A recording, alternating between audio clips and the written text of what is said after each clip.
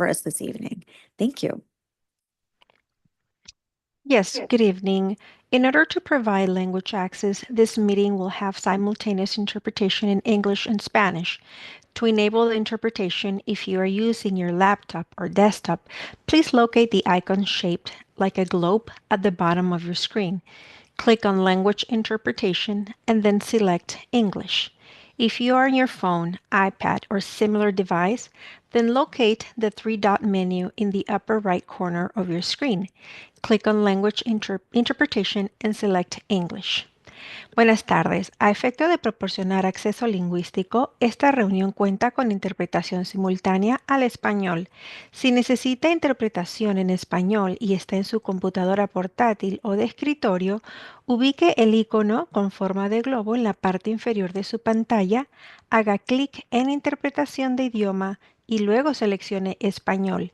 Si está en su teléfono, iPad o dispositivo similar, busque el menú de 3 puntos en la esquina superior derecha de su pantalla, haga clic en Interpretación de idioma y luego seleccione Español o Spanish. Muchas gracias. If you wish to view closed captions of this meeting, please view the meeting on the SMUHSD Board Meeting YouTube channel. The link to the YouTube channel can be found on our website. You may view the captions in English as we live stream our meeting tonight, and you may view the captions in a variety of other languages if you choose to watch after the meeting has ended. Viewers may request additional accommodations by calling 650-558-2201. For deaf and hard of hearing community, we have a team from Hannah Interpreting Services, and they will be interpreting our meeting this evening. We would like to ask everyone to speak at a clear and reasonable pace for our interpreters. Thank you. All right, we'll start with our special presentation. Superintendent Booker. Thank you very much. And before I hand it off to our Associate Superintendent of Business Services, Yancy Hawkins, and our Director of Budget and Fiscal Services, Valerie Miller, I appreciate them being here this evening. I just want to give a little preface, a little intro to what we're doing tonight, not only for the board, although I think the board has done this many times, so they're well aware, but for the public at home. So this evening's board study session is centered around our budget, and no decisions are being made tonight. So I want to be real clear with the community or our union representatives or any of those kinds of things that we're not making decisions tonight. Study sessions are really an opportunity for staff to present to the board as a means of professional learning for the board, that they get a better understanding of our processes and our approaches, specifically tonight with regard to our budget and our budget development. Tonight is also a snapshot leading up to our first interim report in December on where we stand in our budget, what are the components of the budget, how is it developed, not only here in the district, but across the state of California. What our multi-year projections look like, and what issues we may be facing moving forward this winter and into the spring as we look to develop the 25-26 school year budget. This is not the only time we'll be talking about budget. Tonight, like I said, is a study session to give a broad overview. And when I say broad, many slides that we'll be presenting tonight are old hat for the board. They have seen them many, many times, but members of the community may not have. So we want to take a little bit of time to ensure that our community is brought along. At our December board meeting, is that the 17th? When's our December? Say it again. 19th. Yeah. At the December 19th board meeting, we'll go over the budget again as part of a required first interim report and ask for the board to approve our first interim. We'll be talking about the budget again in the spring, especially as we hit the month of May for our second interim, but as well as we look to approach the local control accountability plan approval process. So lots of opportunities to look at the budget. And I want to just thank Mr. Hawkins and Ms. Miller ahead of time and their whole team, because it is a huge team, that puts all the work that they do into the development of our budget. Overall, we're in good hands. We're in a great place and exciting things to come. So with that, I'm going to hand it over to Mr. Hawkins. And again, thank you, Mr. Hawkins, Ms. Miller, for being here tonight. Oh, thank you so much. All right, we'll pop up the presentation. But as we get started, Superintendent Booker hit on a couple of things that I'll start with. But tonight's the budget study session tonight, our main goal is to give the board, our educators, and our community an overview of the district's budget. I want to be clear that the numbers that you're going to see in these presentation, they come from board-approved numbers, either in the board-approved budget from June or the unaudited actuals that were approved by the board in September. So these are starting to get a little bit stale, and that will lead us up to the first interim, which is next week. So definitely some updates. I'll give you a couple spoiler alerts during that of what we might see in next week's first interim, but we really will focus on those board-approved budget and unaudited actuals numbers. Third is I want to really say thank you to Valerie Miller, to Vanessa Castano, and to Christina Tang and the entire fiscal team. As Superintendent Booker noted, we're incredibly lucky to have such a great group of professionals in that, putting together numbers that we can really trust and that the community can understand. Tonight, the presentation will be broken into two parts. The first part is an overall budget overview, including the current budget, revenues, expenditures, multi-year projections, et cetera. And then a little bit of focus given the extraordinary amount of one-time funding that has been given to school districts across the state in the aftermath of COVID and the needs of our students post-COVID. So we'll talk about those funds as well as the related step down as those funds go away. All right, so tonight I'll focus on the takeaways. Those are your your things if you're only checking into our presentation for a couple minutes, really to focus on those. We'll go over the overall budget, including revenues, expenditures, hit on the fund balance and our fund balance policy. We'll look at multi-year projections, and then we'll take a little bit of break for some questions, and then we'll talk about the step down of our one-time expenditures. We'll have time at the end of the multi-year projections and the time for step down of one-time expenditures for questions, but feel free to stop me if you have a clarifying question within the presentation as well. Happy to do both. All right, so if you don't take anything else away from the presentation, these are the 5 items that I think are really key when looking at our budget and looking at the overall health of our budget. The first is our property taxes, specifically our secured property tax in the district. The district, and we'll get into it, is funded by its property taxes, with the secured being a vast majority of those taxes. It's also the main driver of growth for revenue in our district. So when we talk about the assessed value, that's the assessed value of all the properties within the district. Those directly relate to our growth in our property taxes. So when I talk about AV growth, it's the growth in our assessed value, which directly relate to growth in our secured property taxes. The other is in education. People say we're in a people business. A vast majority of our expenditures are in people, our educators. And so the next 4 relate to that major cost. So the first is our headcount, and how do we determine that? Primarily by staffing formula ratios. The third item is collective bargaining. And so this is with our labor partners. This includes cost of living raises, et cetera, headcount, other things that we negotiate ratios with our bargaining units. Enrollment projection, those are key for a couple of reasons. Number one, obviously, to know physically how many students we will have, and our enrollment projections drive a lot of our staffing formula. So the more students we have, the more educators that we need. And the last is, and this has been a growing issue over the last 10 to 20 years, but is the just the really high cost of healthcare and the increases in those costs, and ensuring all of our employees have quality health and welfare costs at a reasonable price. We'll also look into the one-time funding. This is a pretty unique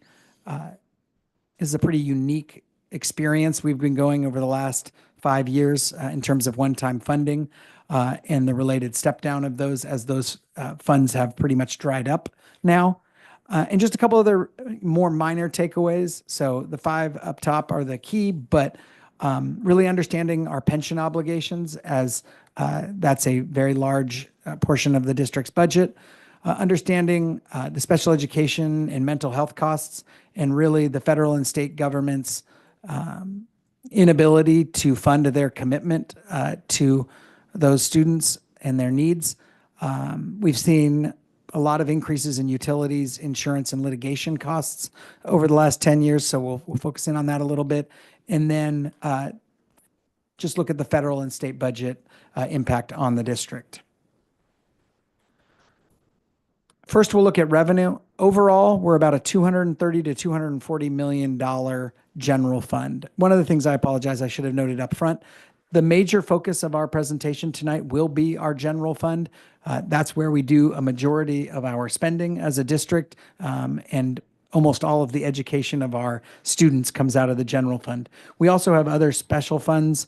The biggest one that the community likely notices is our building funds, which we have several building funds which help support our robust construction and building programs and deal with our really great facilities. But tonight we'll be focusing on the general fund and noting it's about a $230 to $240 million general fund budget.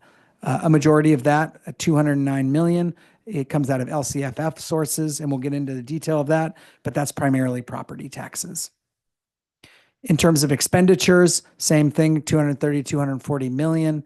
A vast majority, 193 million or 81%, is salaries and benefits. We're in a people business. A vast majority of our expenditures go to people.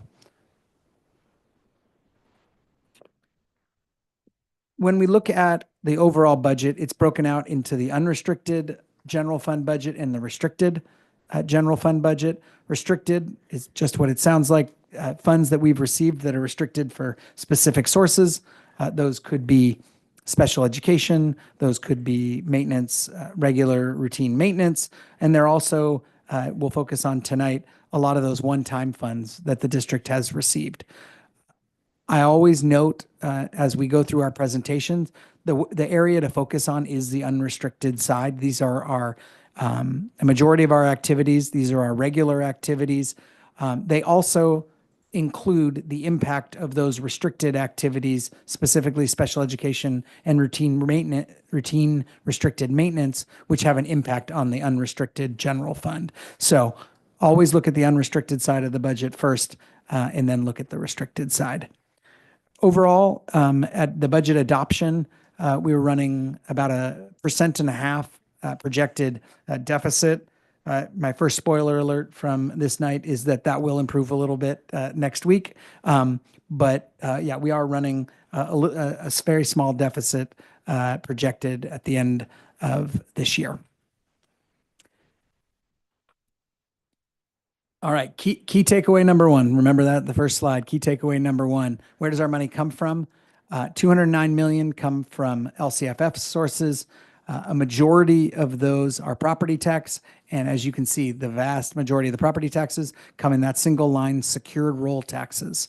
That's, depending on how you characterize the negative 3 million, that accounts for 86 or 88% of our overall LCFF sources. As I noted before, it is also the primary driver of revenue increase in the district. So a lot of the other revenues that we have are relatively flat, or with potentially a small increase year over year. The secured roll taxes is primarily where we get the additional funds to support the initiatives that the board and the community care about. Yeah. Microphones. So, quick question. So, get all that. I wanted to talk about redevelopment funds. Yes. A couple things on that. One, is that usual number or does it vary based on projects? And what can we use the redevelopment funds for? I just want to remind myself because I keep forgetting this. That's a great question. So redevelopment funds go into two buckets.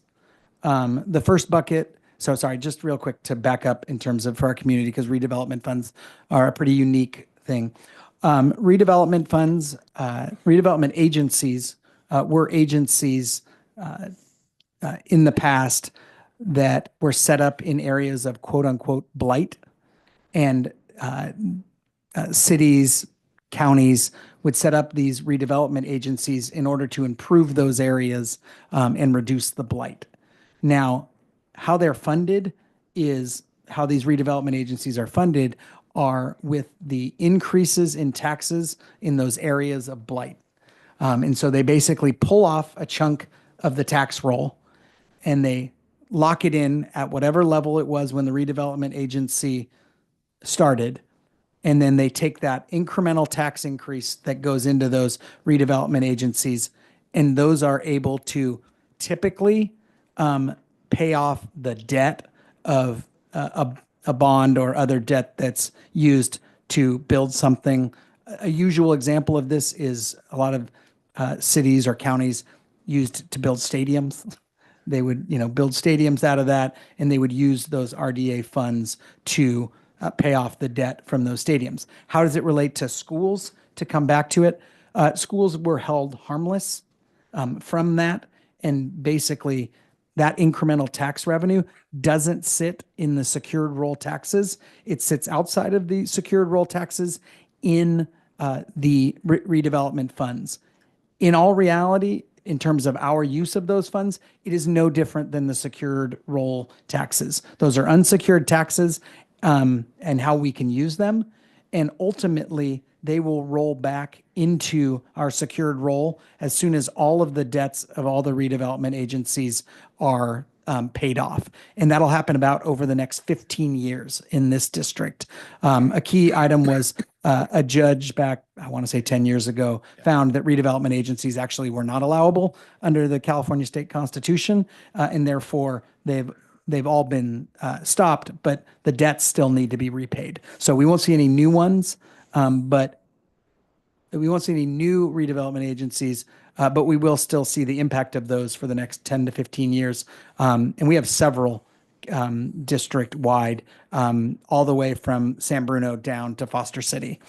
The second portion is we also see a chunk of facility-related fee. That gets really complicated. I don't want to get too much into it tonight. That's what but I got confused about. yeah, Yes. so that's a separate amount. It's not included in here. That 8 million is included. That is the secured tax portion of it. The other ones are taxes that go directly into our facility funding.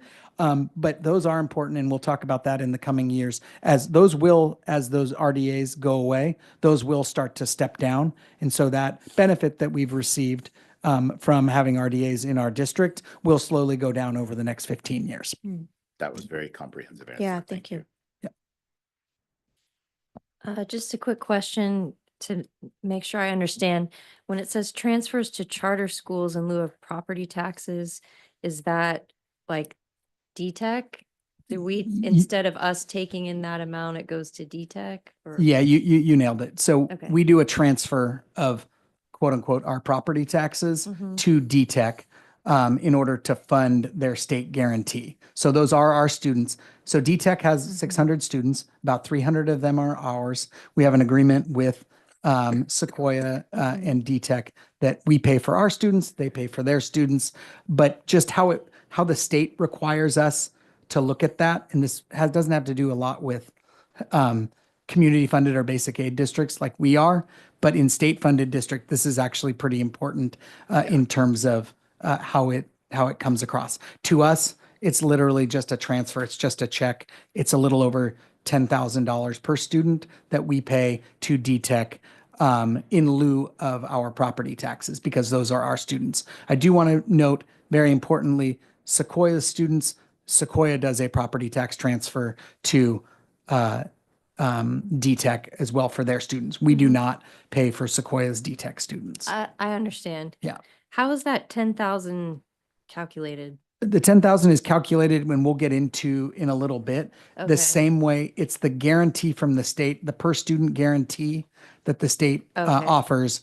And basically, they just require us to pay it since we are a basic aid school district or community funded school district. Oh, okay. But yeah, it's a calculation the same as a state funded district would get. So DTech is funded at their state guarantee. We are funded based on our property tax, but I'll get into that in a minute. Okay, thanks. And the Sequoia agreement's ongoing, right? The Sequoia agreement is well, it's in ed code that they're required to. So that's I thought we had a special agreement. we do. But that more focus it clarifies that is the interpretation of ed code. But we'll actually be bringing that agreement back to the board. But it'll go through the end of their charter, which was in 2024, but is moved to 2027. Oh, okay. So. All right. Trustee Jacobson is prescient because we're jumping right into what is that state guarantee? Oh, thanks. Hold on one second. I apologize. I know we've been over this stuff before, but I always need reminders. Thank you. No, to be honest, this is the most complicated part. It's incredibly complicated. So, all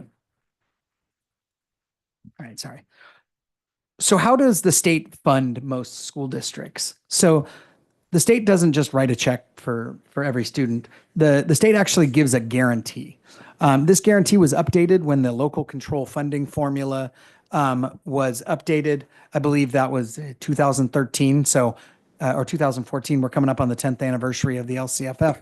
And it's basically a weighted student formula. So the state guarantees you'll get a certain amount per student. And that's calculated by a base grant per student. So every student in the state of California, depending on their grade level, creates a base grant. Then when the weighted comes in is it adjusts for demographics. So it focuses on three very specific groups. You'll hear them noted as unduplicated pupil count. But our low income students or low SES, our English, they called it English learner. We've now changed it to multilingual learner, but they in the state, they still note English learner, and foster youth.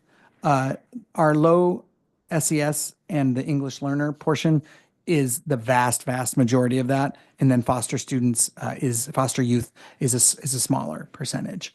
That base grant plus the weighted adjustment for those specific demographics equal an amount. That's multiplied by your average daily attendance, not your enrollment. That's your average daily attendance, roughly 95% for districts in the state of California. That puts your guarantee from the state. But the state, so say it's a little bit higher than this, but say it's $10,000 per student. In our district, we have roughly 9,000 students. So that guarantee is $90 million. These are very round numbers. So how is it funded? They don't just write, a check for $90 million. First, they take into consideration how much property tax you drive. And so this is from that 1% that everybody pays on their property taxes. A certain percentage goes to the city, the county, and then obviously K-12 school districts. So you take that amount and whatever you don't create. So say you have 50 million in property taxes, the state would fill the rest of it, or 40 million, with state funding. On the flip side, if you had 40 million, well, then they'd write you a $50 million check. Now, this is a typical state funded district. This is 85-90% of districts, and 95+% of the students are in state funded districts. But what happens when the local property taxes are in excess of that state guarantee. So you're saying, hey, Yancey, I thought you said we had 185 million in secured taxes. Wait, we only have about a $90 million guarantee. We are in a group of districts that are considered community funded or basic aid, and we actually get to keep the additional property taxes. And so this is really it's really a benefit for our community and for our students because none of that funding will leave the district. It will all stay. It's actually listed in the state constitution that the state can't come in and take local property tax revenue. Although, you know, back in times of the Great Recession, there were definitely threats to community funded and basic aid school districts that had to be kind of fought off. Of course. Sorry, I'm late. There was an accident coming off the bridge. I always thought that LCFF, the local control funding formula, was for school districts that weren't in basic aid. And so therefore you're either LCFF or you're community funded basic aid. But I see on here, we're using the terminology LCFF community funded. So maybe I misunderstood. No, I think you're okay on that one. So every school district in the state has an LCFF guarantee.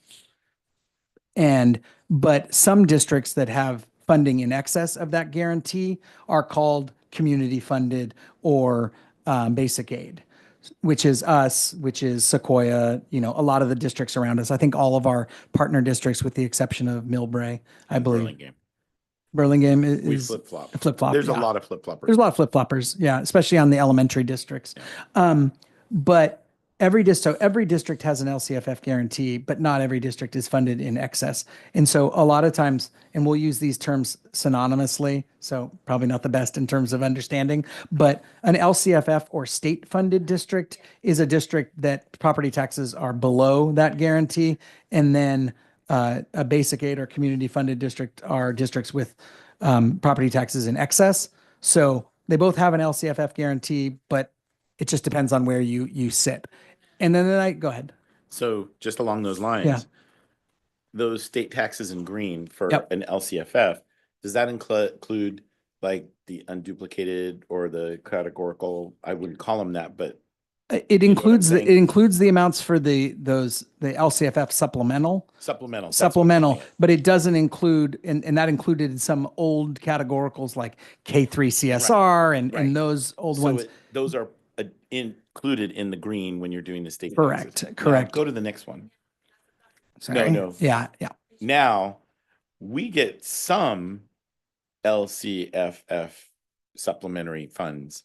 Where's that in this? So it's just included in the guarantee. It kind of It's in the guarantee, so It's in the guarantee. overage So or- we're in above. Now it complicates a little things and it gets really technical. But back when they created the LCFF guarantee, basic aid districts were included all of the how do I want to say the categorical funds that were Yeah. received at that point by LCFF districts. They continued to be given in addition. Right. So we still receive some funding in addition, and we also receive, and this gets in, but Prop 30, Prop 55, which is some additional funding, about $200 per student that we receive, which is fairly, I mean, Yeah.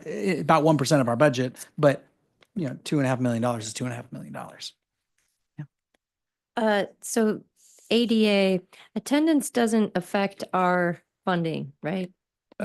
Correct. Okay. So it would if our guarantee, if our property taxes were closer to our guarantee, but because we are funded well above our guarantee, that even if we increased our attendance by, 10%, which we're sorry, 5%, and we had 100%, that would only be an increase to the guarantee by 4.5 million.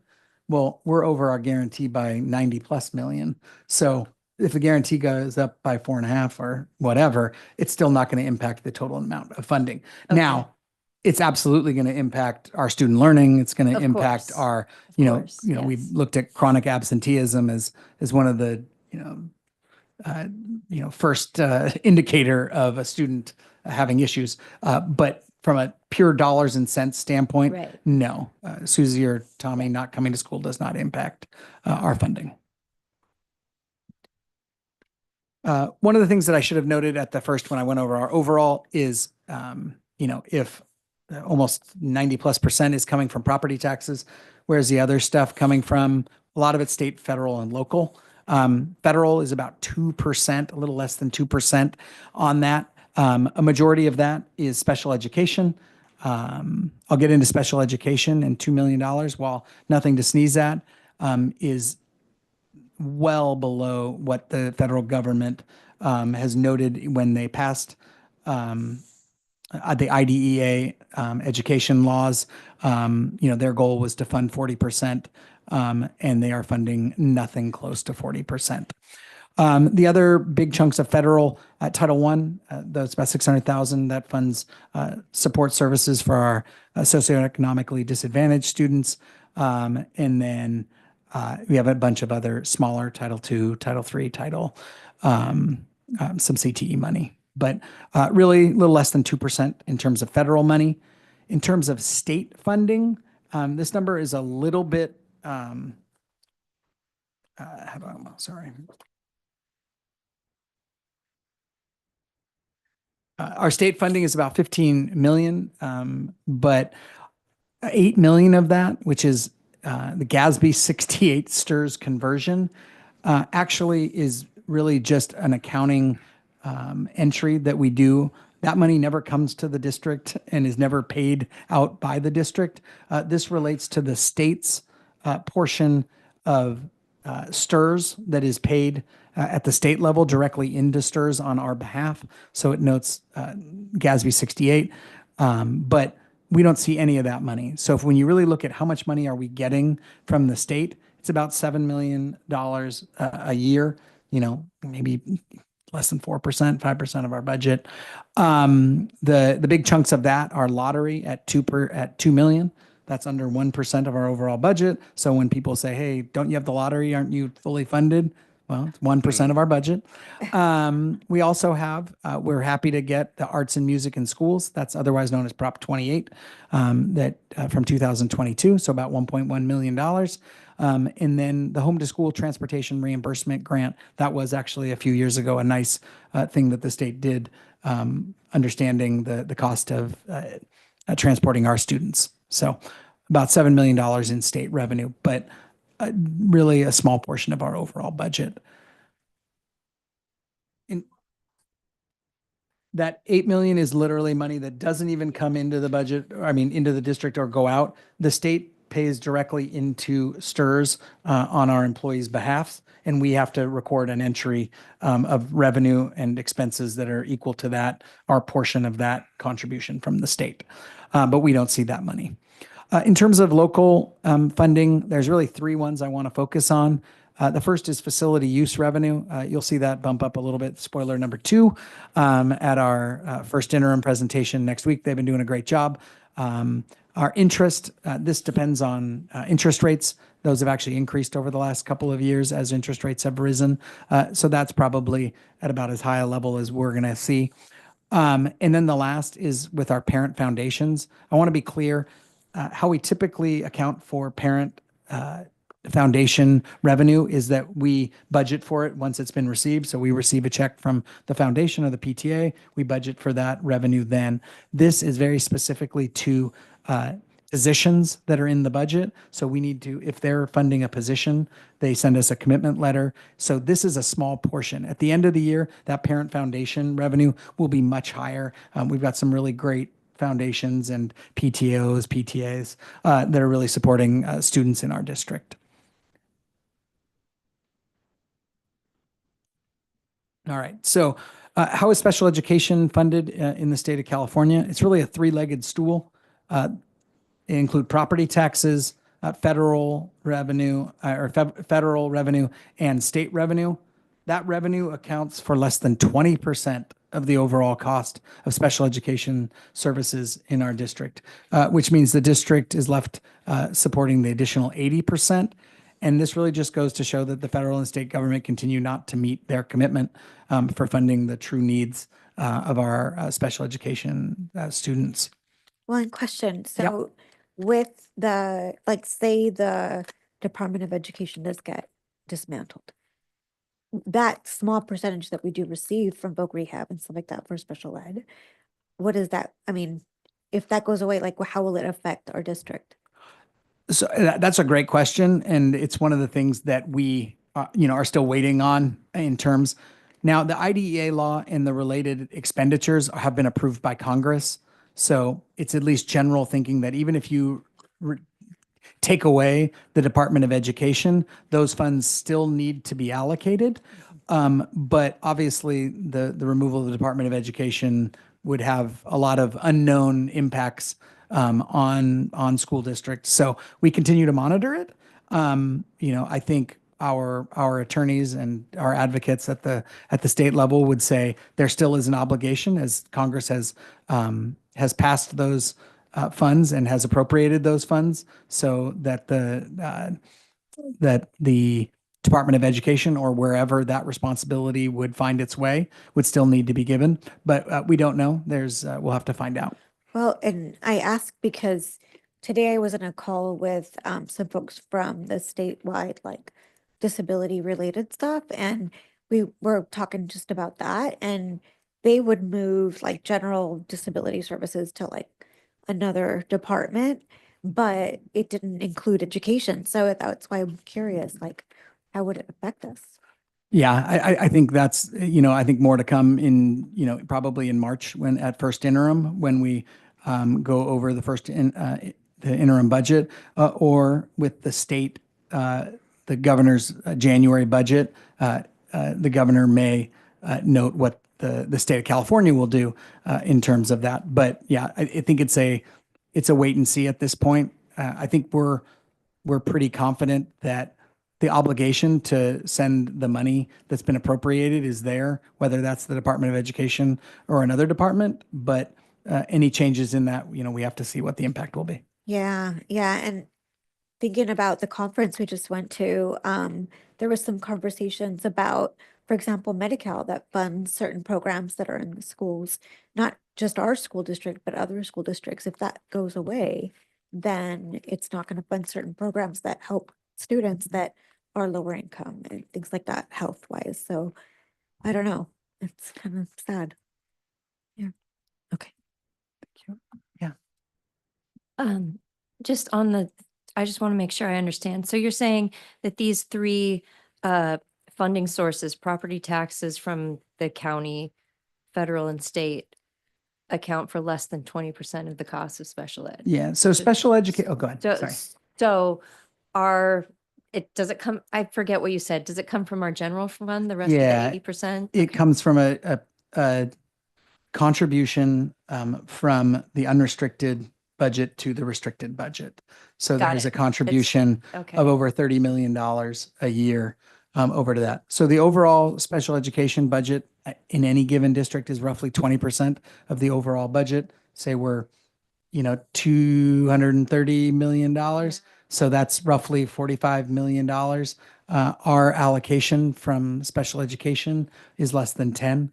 So, yeah, right around that 20% in terms of that. All right. Yeah. Yeah.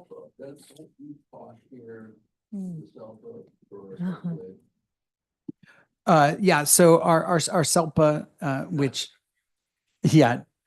So yes, the funding actually technically comes to the SELPA. Bob, you're exactly correct. They do certain services for us, and Right. they kind of take that off the top and They're cost county share. work. We actually have some county programs that are Right. supported by the SELPA that we have students in. That's a much smaller number than it was in the past. The county used to run a very robust special education program that was supported by the SELPA. But yes, technically, the district isn't entitled to any special education money. The SELPA is, and then we have an internal agreement with this. And so our SELPA is all the districts in San Mateo County. That SELPA, which is made up of all those districts, has an Yeah. allocation plan. So yeah, that it does complicate it, but yes, those funds absolutely have to come through the SELPA, Yeah. through our allocation plan that is voted on by the members of the SELPA. All right. In terms of expenditures, we noted we're in a people business. 81% of our funding actually goes to salary and benefits. 13% goes to services and other operating expenditures. Some things that you might not think of as services and other operating expenditures that are in there. Our insurance costs are in there. That's several $1,000,000 a year. Our utility costs, which are over $5 million a year, they're in that chunk. Transfers out at about 2%, and then books and supplies at about 3%. So there's an old CBO saying that no district ever ran out of money by buying too many pencils. If you're going to run into trouble in your budget, it's usually going to be on that 81% of salary and benefits. What are those salary and benefits? So it's the state breaks it out into three different categories: certificated, classified, and then the benefits of both groups. So certificated employees, classified employees, and the benefits of both certificated and classified. In terms of who are certificated employees, teachers, principals, counselors, psychologists, the superintendent is certificated, including also our TOSAs. Who's classified? Well, anybody else. So that's our classroom aides, our mental health specialists, our office staff, the maintenance and operations staff, transportation, a lot of the district office staff and departmental staff are classified. And in terms of benefits, we'll get into that, but a big chunk is in pensions, Social Security, that is for our classified employees only, Medicare for all employees, workers' compensation, unemployment benefits, as well as health and welfare, which was one of those key things that we talked about, and I'll hit it in a minute.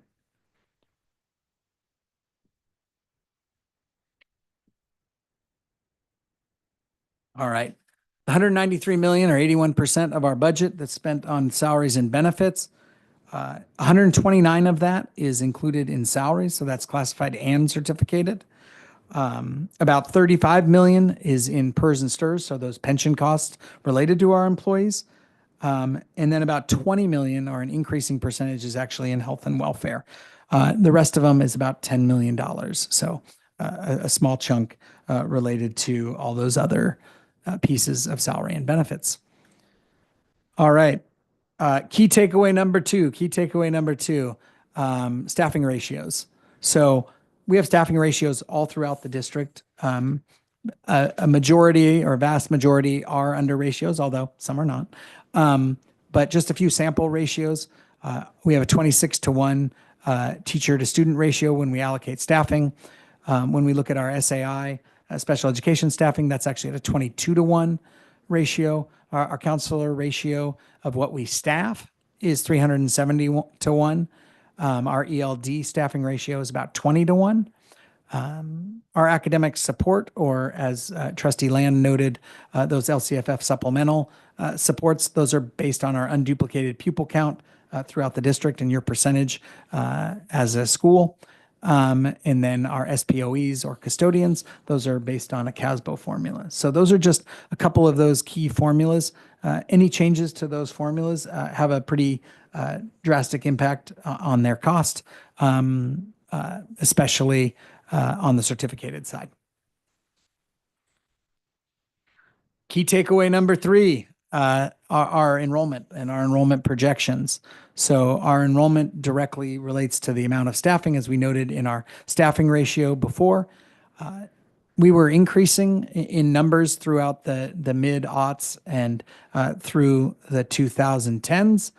We peaked right after COVID, and we've been on a little bit of a small decline over the last couple of years. You're going to be seeing updated projections, so I don't want to spend too much time on that. But I do see that flattening out a little bit and probably not seeing as big of a decline as that we projected in the last couple of years. The last couple of years, our numbers have declined, but not to the same extent that our demographers noted that they might. So more to come on that. We're hitting them hard and fast on that. Key takeaway number 4 in terms of collective bargaining. This is a 5-year history of our collective bargaining with our labor partners.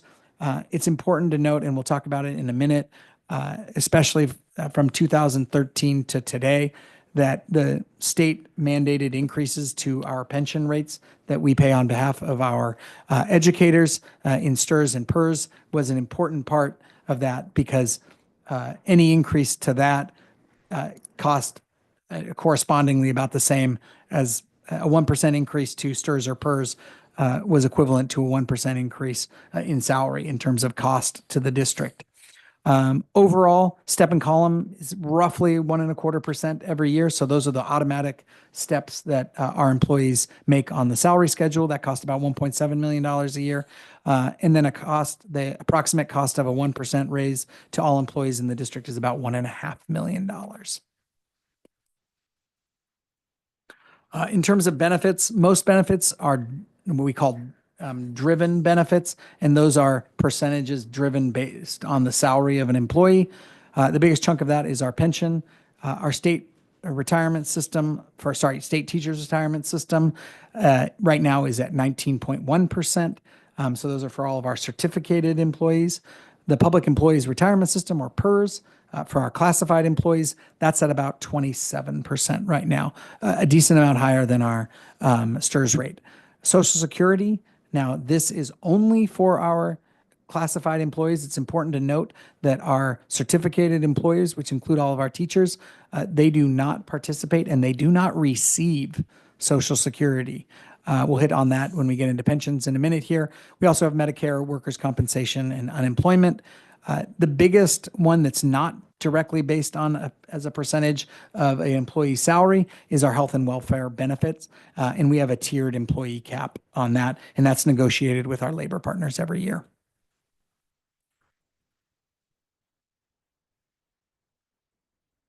We already noted this. STRS and PERS and health and welfare account for a vast majority of our overall benefit cost of a little over $60 million projected.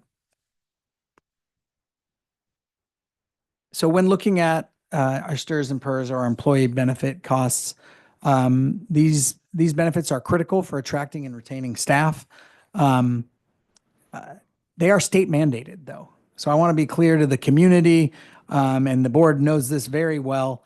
The board doesn't get to decide what levels of benefits that our employees will get, or how much that the school district will pay and the employees will pay for those. Those are decided at the state level, completely out of the hands of the school board.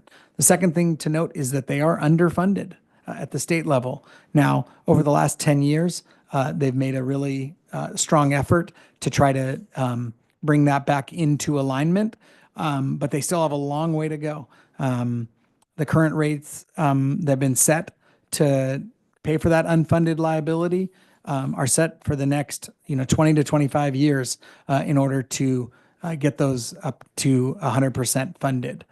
Also to note that our rates that the district has had to pay for those benefits has increased over 100% since 2012-13.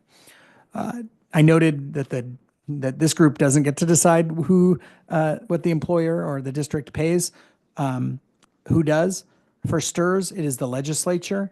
The legislature is the only ones who are given authority to set STRS rates. For PERS, the legislature has given the PERS board the authority to set those rates. So that means the PERS rates, they change annually and based on that board. STRS rates, they change much less often. In my career, the state has changed them once, although it was over a 10-year period with several incremental increases. Yes. Yancey, sorry. One thing that I noticed with the stock market booming, it's likely that those rates will actually moderate here. If assuming it booms, and it looks like it probably will, we've got low interest rates. When next time they do their actuarial evaluation, they'll come up with a better contribution rate. Yeah. So you'll see this next week. They've updated those and the projected increases in PERS. This, I guess, spoiler number 3 for next week. Those PERS rates have moderated, although they are not projected to go down. They're just the increases are projected to slow, which is good news. But I think that's a great important part. Is a vast majority of those pension benefits that are paid are out of investment gains. They're not actually out of the contribution either by the employee or the employer. PERS and STRS actually have the cute little dollar bill showing which percentage of your benefits are coming, and a vast majority of it comes from those investment returns. So that is a big portion. When we need to be concerned is, when that stock market is going down, because then more of that percentage is going to have to come from the employer or the employee if we don't have the investment returns. They continue to look at what the projected investment returns. There's a lot of people who believe that the projections by both the STRS and PERS board may be a little generous. They have lowered those expected rates of return over the last 10 years, but we'll see how that goes. The other thing, and I'm in the weeds, but I'll try to get out with this comment. When they recognize those gains and losses, they actually smooth the gains and losses so that you don't see, like an immediate, like, okay, here we had a great 2024. Well, they amortize the gains maybe like over 5 years or something, just like they amortize the losses, so that you don't have variances, which would be really difficult to manage through. So, yeah, there were a couple years in the tech bubble when they weren't doing that. Yeah. And they actually reduced the PERS rate for school districts down to 0 for, I want to say it was 1 to 2 years, which was, I think, a very short-sighted decision, which they've now corrected over the last 20 years. Wow. So the STRS rate, I just want to note, I noted that the rates have gone up by over 100% for years and years and years. I want to say 30, 40 years. The STRS rate for employers was 8.25%. That's what it was. Back when they finally took on this at the state level, they put in a plan to try to fully fund that system. And that 8.25% over 10 years went to 19.1%. To put it in perspective, in our district, what does that mean? That would mean another 50 teachers in our district if we didn't have those increases over the last 10 years. So it does have a significant impact on the finances of the district. Now, they implemented it over 10 years. I think they did a good job of, as good as they could of slowly putting that in place. But overall, it has had a significant impact. As I noted, the PERS board does get to set those rates. And as I did give some spoilers, that projection for 25, 26, 26, 27, those will be a tiny bit lower in there. But if you look at it, right now we're paying 36% in driven benefits cost for our classified employees. And it's a big cost, and PERS is the vast majority of that. All right, this is the last of our key takeaways. So congratulations for everyone who's made it through to key takeaway number 5. This has been a big driver, as you can see in this schedule, of increased cost of health and welfare. This was happening before COVID, but obviously COVID has been a driver in the related COVID costs, and then the related cost of folks getting back into doing a lot of health and welfare. But those costs have increased significantly over the last 5 years. As you can see, projected for 24-25 is about $20 million in costs for this year. I'm going to really quickly go through some other significant expenditures. These are outside of that 81%. But our utilities, like I said, over $5 million in utilities. Insurance has really gone up over the last few years, really specifically to 2 issues: fires and SAM cases with AB 218. AB 218? Yeah, AB 218. And then obviously litigation costs, they align a lot with insurance, especially on the liability side. Special education and mental health related costs, those always, we always look at those costs. As I noted, 40% of our budget is in special education and mental health. A big chunk of that is in non-public schools, non-public agency, residential placements, placements at our county program, as I noted with Trustee Griffin, mental health contracts and settlements. We also have a robust program with Gateway. That's a partnership with the San Mateo County Office of Ed. And then we have some other things like equipment, professional development, instructional materials, and deferred maintenance. I noted that we'd be focusing on the general fund, but we do have a couple of funds that do impact the general fund, so I wanted to put those there. One is just a real kudos to the Student Nutrition Department and the state with universal feeding that came in COVID, and the state decided to continue after COVID. The Student Nutrition Fund no longer requires a contribution from the general fund. That is just awesome. We were looking at contributions in the $500,000 to $800,000 range annually. That's 3 to 5 teachers that now that we can fund now that we're no longer making a contribution to the student nutrition program. The deferred maintenance fund, we do a contribution of 1.5% of general fund expenditures. And then we have a contra account that sits in Fund 40 to support if we don't see the property tax increases that we expect. And that's 12% of new property tax revenue, not 12% of overall property tax revenue. In terms of our fund balance, we have a board policy, 3100.01, one of my favorite board policies in the district. And basically, the state requires a 3% reserve for economic uncertainties.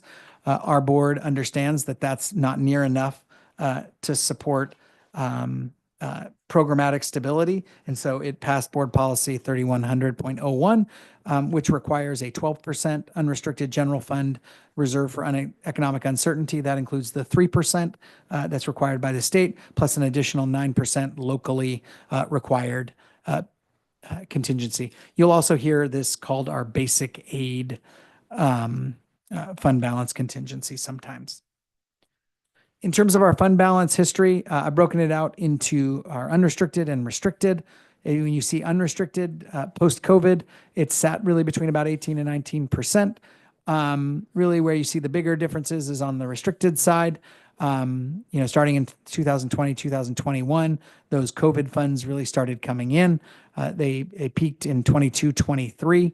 Last year was the first year we didn't receive any large influxes of state money since 2021. But as you can see, the fund balance is there, a little under $14 million, which will be spent out over the next several years. In terms of that 13.9, just to hit a couple of them, the two biggest chunks remaining are that arts, music, and instructional materials block grant, as well as the Learning Recovery Emergency Block Grant related to COVID. One thing that's really important, and maybe I should have said this is key takeaway number 6, but I didn't say it in the beginning, so I won't say it now, but is really looking at a multi-year look at our finances. So AB 1200 at the state level requires the district to look at a 3-year multi-year projection. That includes the current and 2 next fiscal years. So for us, that's the 25-26 and 26-27 multi-year projection. This is overall both unrestricted and restricted. We see a spend down in the first year of restricted funds, in addition to that 1.5% deficit that we were projecting in 24-25.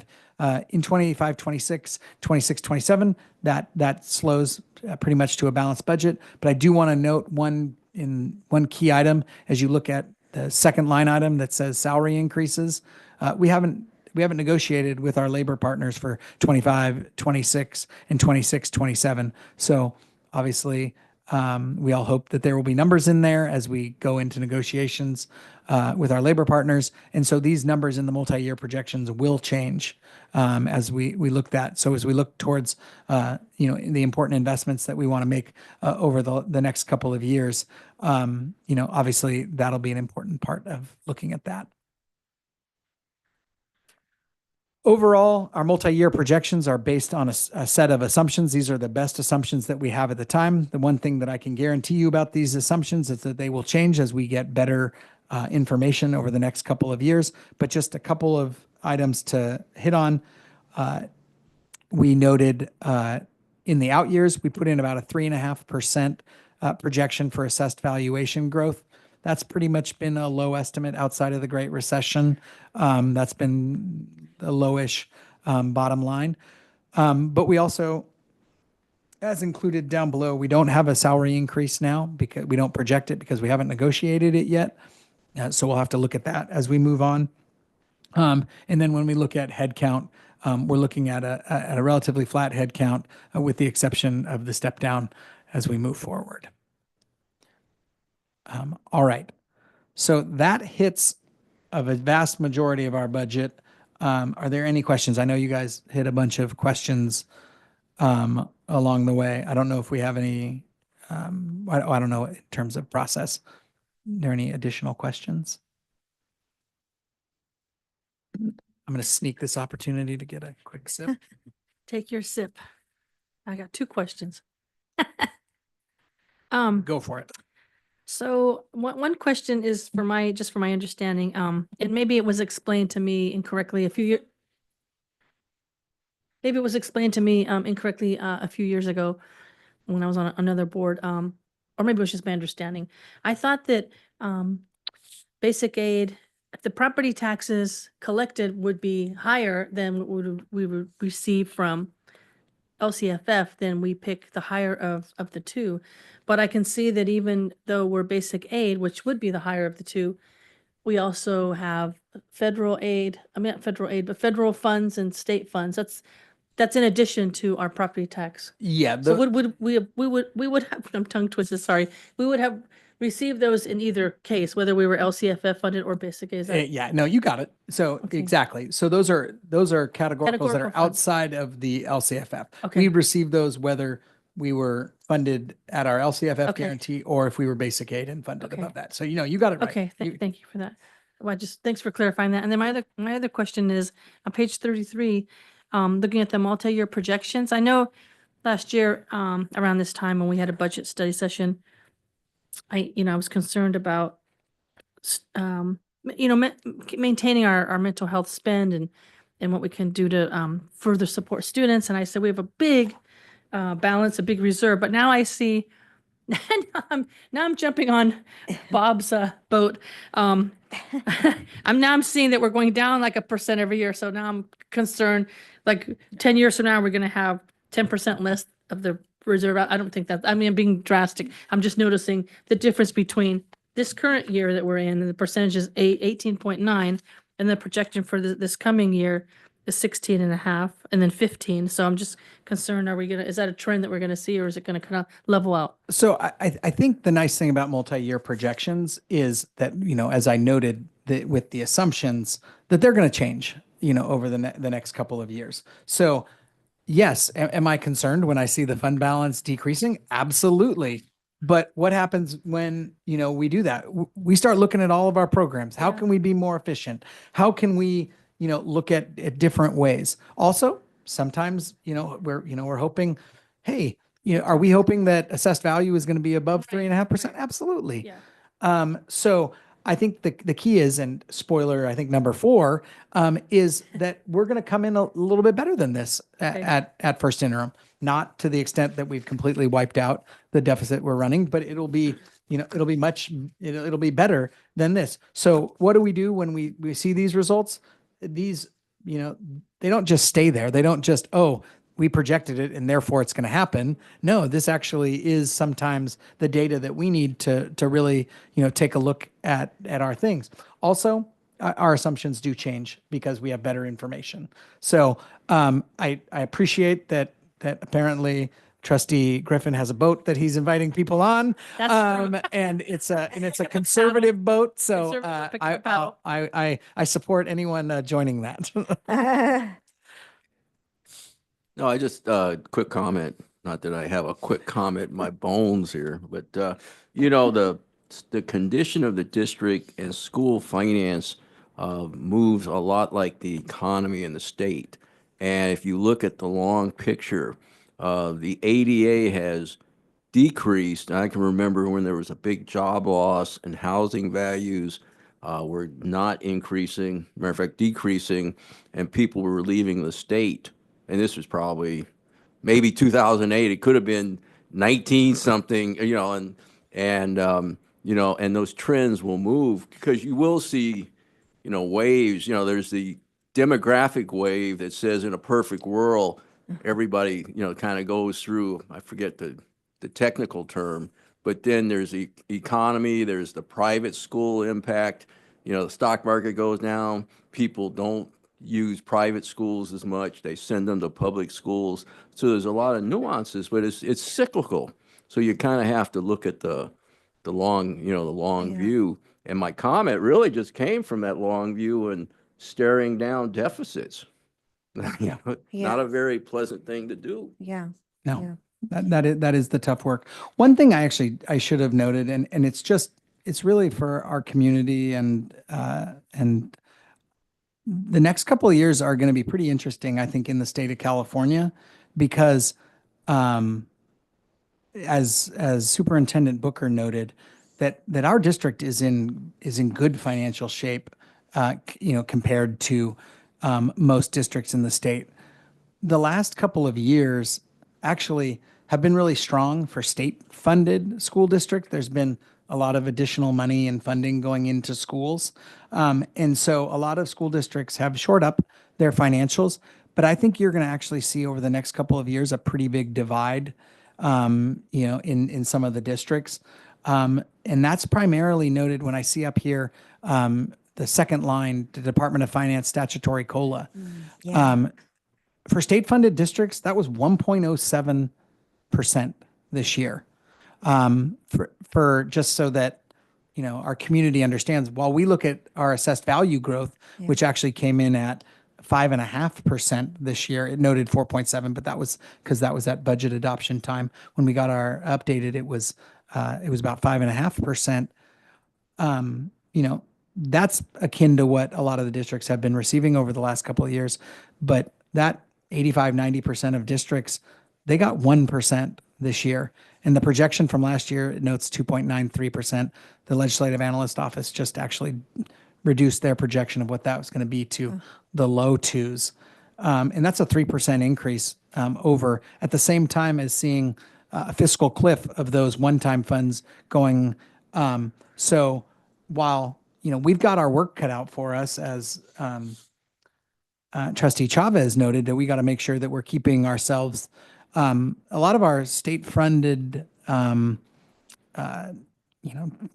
other districts are really going to see some struggles over the next couple of years. So I do want to say that in a positive way of, we're a little bit insulated here in terms of that. We still have to do our work, but it is nice to note that we are funded, by property taxes, which are a much more stable funding source than the state of California as a whole, which is really a boom or bust economy, kind of based on the stock market. But sorry, that's my short comment, as Trustee Griffin noted. All right, oh, sorry, Trustee Jacobson. Okay, when Trustee Chavez was talking about the ending fund balance, is that the same as the reserve? Yes, exactly. Same, okay. Yeah. And then one more question, back on the PERS and STIRS. I don't understand what the difference is between the blue and the red. That's a super good comment. So thank you. When I got here, I didn't know that. I was like, wait, why do we have two lines? So, and I actually think it's an important difference. So this slide is to note two things. Number one, it's to look at, so this slide used to look a little different because the first number on that, you see 1718, that used to be whatever, 1213, and it was 8.25%. So when you looked at the out years and you were going from 8.25% to 19.1%, it was far more drastic than this is. And the impact on districts across the state was significant over those 10 years. But the blue line is only the STRS rate. So that is only the STRS rate. The red line is total statutory benefits. So that is STRS, but that's also plus Medicare, that's plus workers' compensation, unemployment insurance. So for those certificated employees, for 2024-25, we pay 19.1% in STRS, and in total, we pay 22%. For those employees. So the 19.1% is part of the 22.2%. It's bigger. The gap is bigger on our classified employees, and that's only due to one factor, and it's that our classified employees qualify and are members of Social Security. So they pay into and they receive Social Security. So the gap between the blue lines and red line for our classified employees is 6.2% higher than the gap for our certificated So employees. leaving it on that slide, why this slide is also important is for us to think about when we hire an employee. Let's use a classified employee. For every dollar we pay that employee, we have to come up with $1.37. So when you go back to that slide of how much does 1.0 FTE cost us, there's some slide earlier. I think we have 1%, but I also have I think 1.0. 1.0 somewhere. Don't you have that somewhere? 1.0. No, it's 1%. So think of how much does about generally speaking- $180,000 per certificated FTE. Yeah, so to hire 1.0 FTE in certificated personnel, it's $185,000. Yeah, it's Yeah. somewhere between 175 and 185,000. Right. So that's all what we call all in. That's not how much they make. That's our average teacher. So Yeah. that's But I want to be clear. That's not that they're taking home 185,000. That goes back to that chart you were Right. just seeing. Correct. yeah. And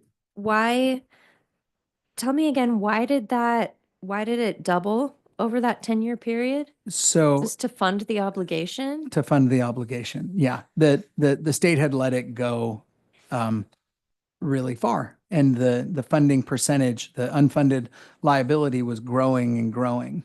And it was starting to impact state operations in terms of the state going out and borrowing money. The cost for the state to borrow money, which they did a lot, especially back 10 years ago, was getting really high. And what the investment world said was, you've got this huge unfunded liability. You got to, you don't have to take care of it today, but you got to get a plan.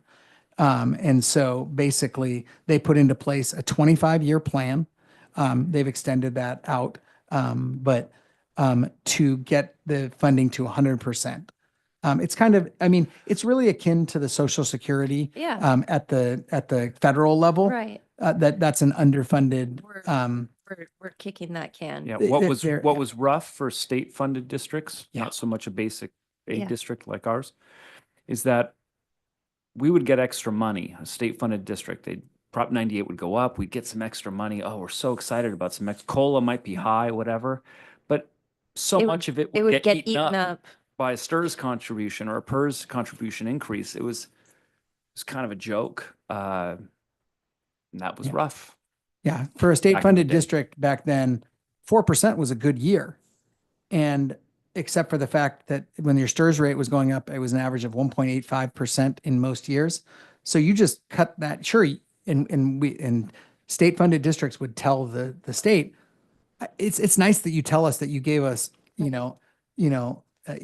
if you increase your child's allowance, by $4 and then say, but you got to pay me rent for $2. Like, no, it's, you're not seeing a $4 increase. You're seeing a $2 increase. So that was really the impact.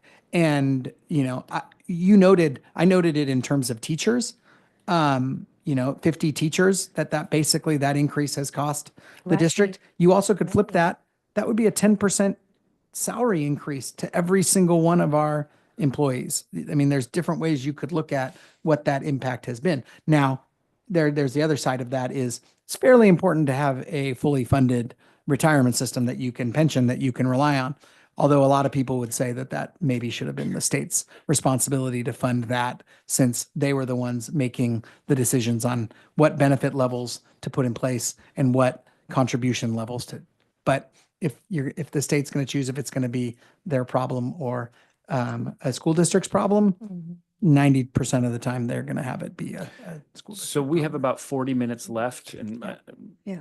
Mr. Griffin has a question, but I want to make sure we get to the final portion of our presentation. But Mr. Griffin.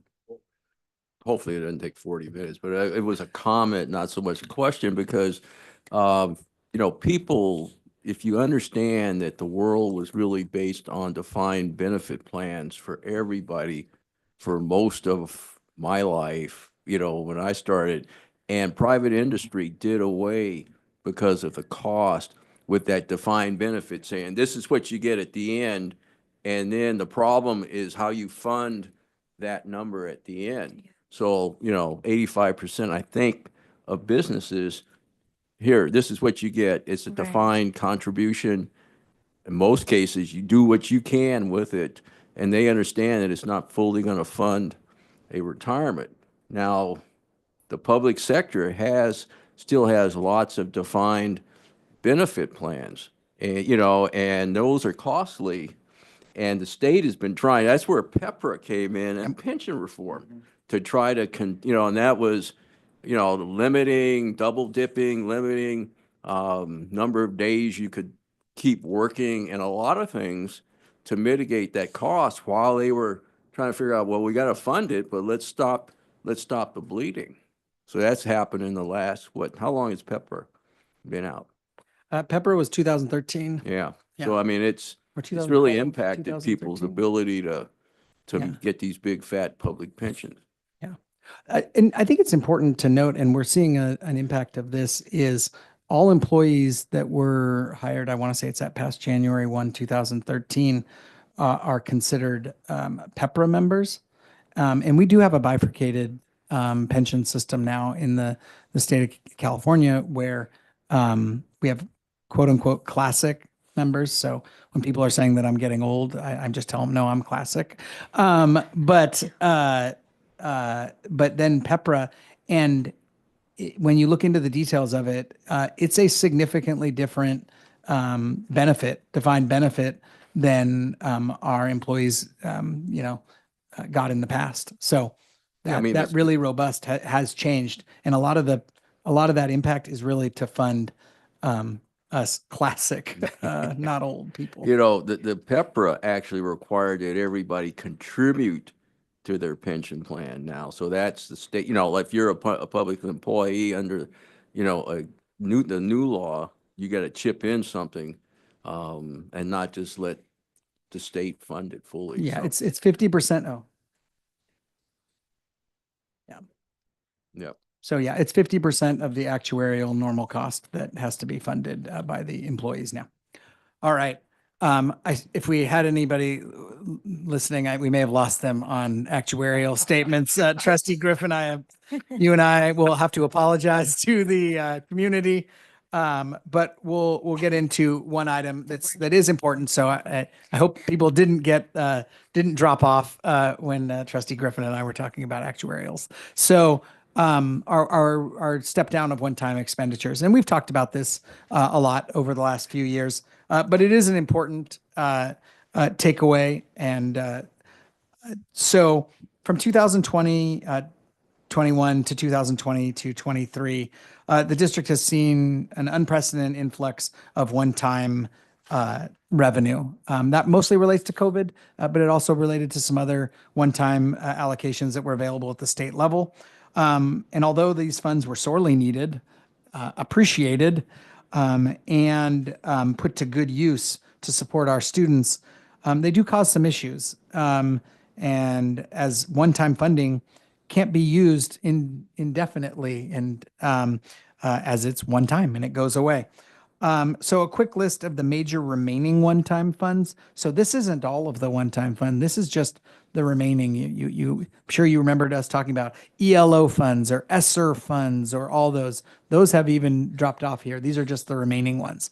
So the A to G grant, which is about 2 million overall. And just to be clear, this isn't the amount remaining. This is the amount, the original amount of these grants. The amount remaining is earlier in the presentation, as noted. We have the California Learning Community School Success Grant. That's relates to attendance and social work that we have supporting ourselves and some of our partner districts. The Learning Recovery Emergency Block Grant, that's the last major COVID grant. The Arts, Music, and Instructional Materials Block Grant, which the board approved a plan for the use of about a little over $5 million. As well as the Educator Effectiveness Grant of about 2.2 million, really focusing on professional development and supporting our educators and supporting our students. Those, as you can see, we also have a deadline. And so those have a deadline of either 2025, 2026. And then the Learning Recovery Block Grant actually has a deadline of June 30th of 2028, but it's actually projected to be spent down at the end of this fiscal year. So what does that look like in terms of our step down of those one-time expenditures? Just a couple of quick notes on this. We've excluded grants from this that are renewable, such as the CSI grant. It'll be important to note if those grants are not renewed, then we will obviously, those will turn into one-time grants if they're not renewed, and we'll have to talk about those. And it's also excluded our investments in the induction program as those commitments by the board were for ongoing. We've just, I think, smartly used one-time money to get them started, and then those will be moved over. And so we currently have a schedule for the sunsetting of several of the district's one-time investments. They step down over the next 2 years primarily. The group that's sunsetting on the end of this fiscal year is the instructional leadership team. They had a very specific, and Dr. Kimke could tell us all about that, but I don't know if we have enough time. But that group was always intended to end at the end of this year, so they're finishing up their work this year and implementing that work, as well as the MTSS 504 coordinator that was scheduled to go to sunset at the end of this year. The larger group is scheduled to sunset at June 30th of 2026, so we have some time here.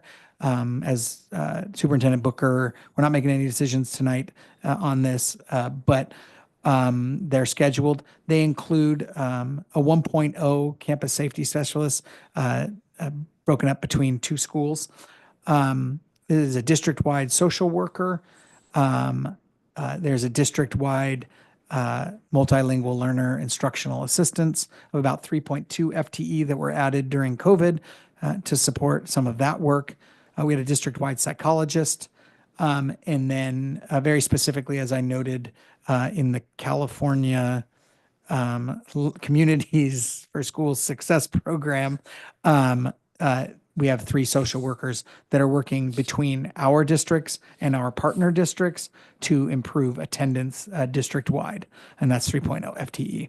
So overall, sunsetting on June 30th of 2026 is 9.2 FTE. So that's a lot of good work, a lot of good things we're doing. So what are we looking at in terms of timeline for that? So in the winter coming into spring, what are we going to be doing? We'll be monitoring our budget. One big thing we're doing is monitoring some other funding opportunities. President Andrade Zuniga noted Medi-Cal. That's one thing that our district has been looking at doing, as well as other potential revenue sources, whether we're also looking for other grants that may be able to continue some of this work on an either one-time or ongoing basis. And then we're looking at all of our other state funding, seeing where we might be able to see anything open up. In the fall, we'll obviously meet with our constituent groups, gather principal input. Siri's listening to me. We'll hold our annual budget study session as well. And then we'll continue to explore any other funding opportunities. Minus any other activity in the winter, the board will take formal action on the sunsetting of positions. And then in the spring, we'll start transitioning. But we do have time. We do need to get more input from, our constituents, our principals, our educators. And, we're going to be looking for other potential ways to look to fund maybe some of these opportunities as we move forward. With that, I'm happy to answer any questions or turn it over to Superintendent Booker. Can we go back a slide? Yeah, of Thank you. course. So, we went through this process, last year, the year Yeah. before, I can't remember. Where we presented the adopted plan, the step down plan. The board had some commentary about that plan, wanted to see some shifts to that plan. And then we worked with principals, if you remember, and made some shifts. Decided to cut some other things in order to fund certain things that were going to be sunsetted. So it's really looking at that now, spring and fall, to determine, go back one more, is this what we're doing? Or are we going to make changes based on shifting priorities by the board with input from constituents? So this is an important slide, this one right here, for the board to not only look at, think about, but start asking district staff questions around. If the board wants to see adjustments made to this list based on preferences or priorities, talk to us soon and often. Because, while my hope is that we get new monies from various places to offset some of these positions that are scheduled to be sunsetted, I don't think we're going to get enough to address 9.2 FTE. I don't think. And so we'll have to make some decisions whether or not these are the positions to be sunsetted, or do we want to make adjustments in our priorities to address these? Not tonight. Nope. But it's an important slide to look at and for us to continue talking about. Go to the next slide, please. And the good news is we have time. We have time to talk about it and think about it this spring and into the fall. And with that said, all kinds of things get in the way and other priorities come up. And then we find ourselves in November and we're like, uh-oh. So I'm encouraging the board to start talking about, we can continue to talk about this plan moving forward. And I know if Trustee Land were here, last time we went around, he had some serious thoughts and concerns about this. I've asked Mr. Hawkins to meet separately with Trustee Land to make sure he goes over this part of the presentation with Trustee Land specifically, so he's brought up to speed, and that'll happen in the next week or so, or when we get back from break. So I just wanted to give that caveat out there. And then last spoiler for next week's, promise this is the last spoiler. You're going to see these 3 slides again next week. So as early as next week, you'll have some, time if you have any questions or comments at that point as well. So just to be clear, it'll probably be in every one of my interim presentations up until then as well. So we will have time, but I agree with Superintendent Booker. Other things get in the way. And so if you have thoughts for us, that would be much appreciated.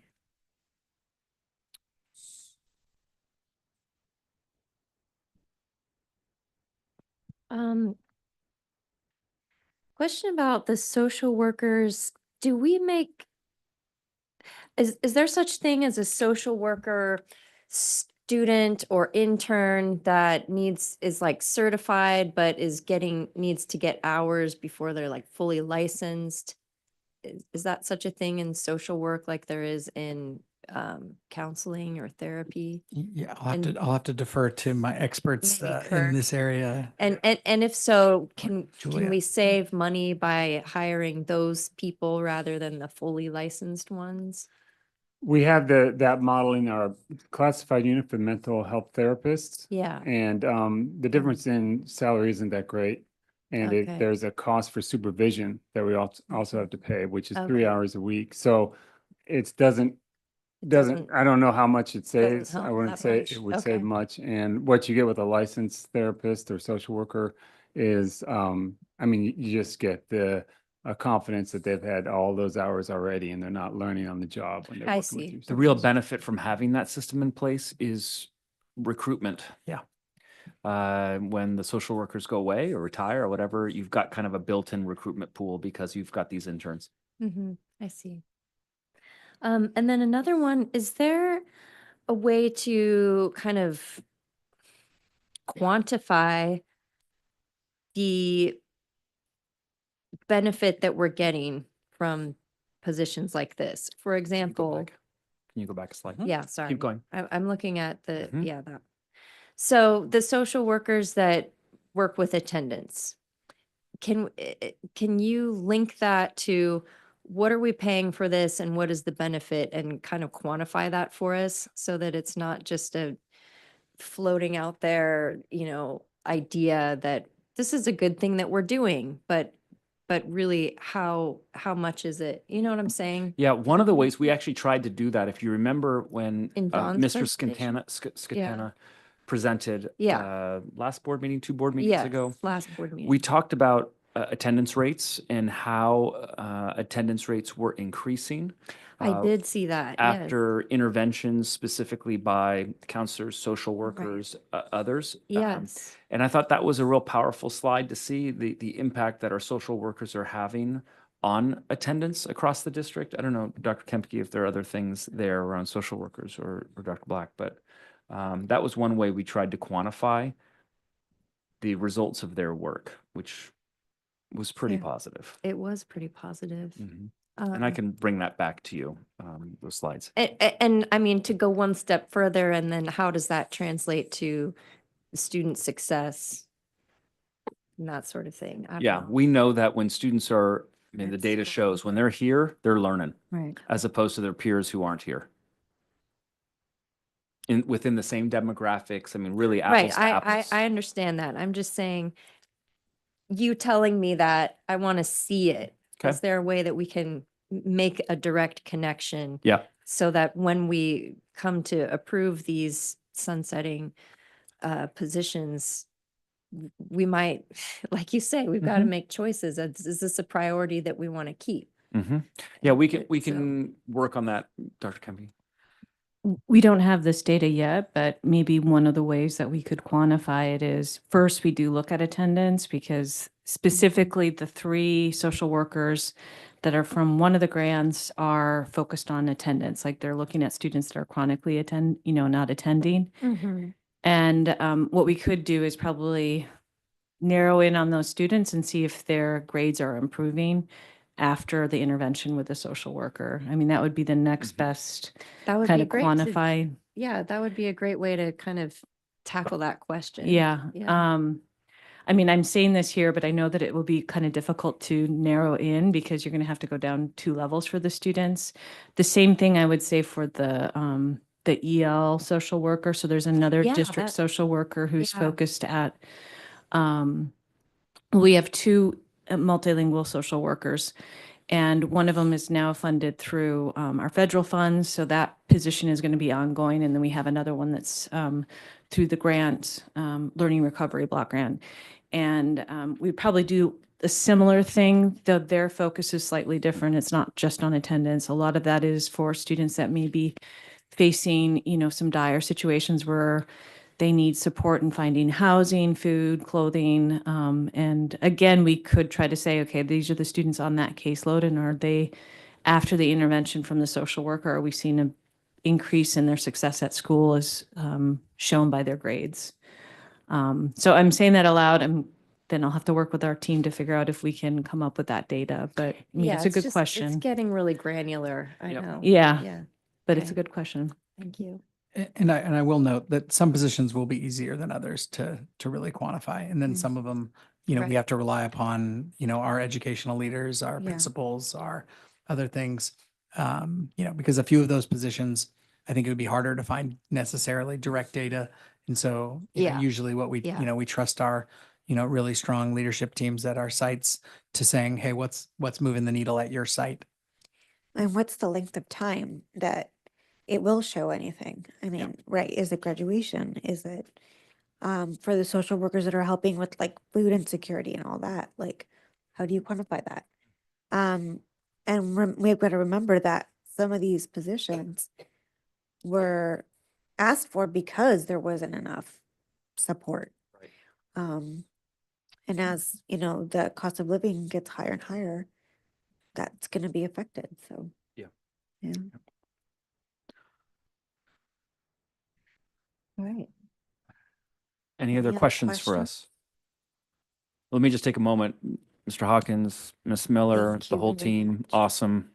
Really comprehensive, really appreciate it.